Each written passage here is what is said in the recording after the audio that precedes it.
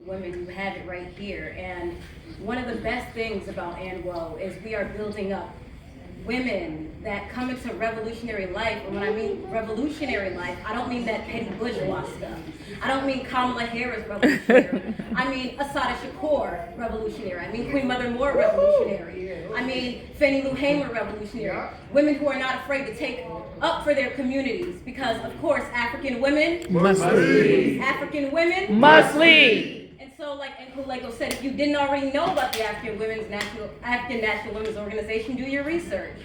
You know, we've been here since 2015, but to be honest, the work we're doing will survive millenniums. 3,000, hopefully, if we still have a planet with everything going on. With everything going on, we'll still be talking about the work of Comrade Yejide. We'll still be talking about the work of One Zede Yeshitela. We'll still be talking about all these Black women. We'll still be talking about Sister Soldier, you know. We'll still be talking about Black women who paved the ways for their communities to get free. Because as long as a foot is on my neck, a foot will always be on Nkuleko's neck. If African women in the Caribbean aren't free, African women in America aren't free, and African women over in the continent aren't free. Because what these colonizers want to do is tell you that the struggles of African people are not connected, and that's a bold-faced lie.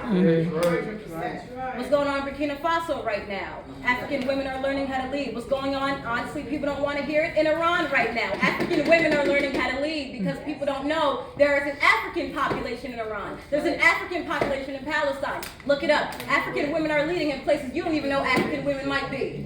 African women are leading all over the continent and all over the globe. And to be honest, we want them all to join ANWO. Some of them might not know about ANWO yet, but we are having a call to membership. And if you think you can, build up your community, ANWO is the perfect organization. And brothers, if you have a sister, if you have a wife, if you have a daughter, if you have a cousin and aunt, get them to join ANWO. Even if you bring some literature to them, you can have them learn about ANWO and the kind of organization that we are, because we're bringing revolution to African women. Because we know the ballot box ain't gonna do it, even though they tell you that. We know that sitting there and trying to sing "We Shall Overcome," unfortunately, ain't doing that. And then we can't change the system from within because the system's corrupt. The system's built on colonialism. The system is built on the backs of all of African faces that are in this room and the people that came before you. The system is built on people like Nkuleko and I.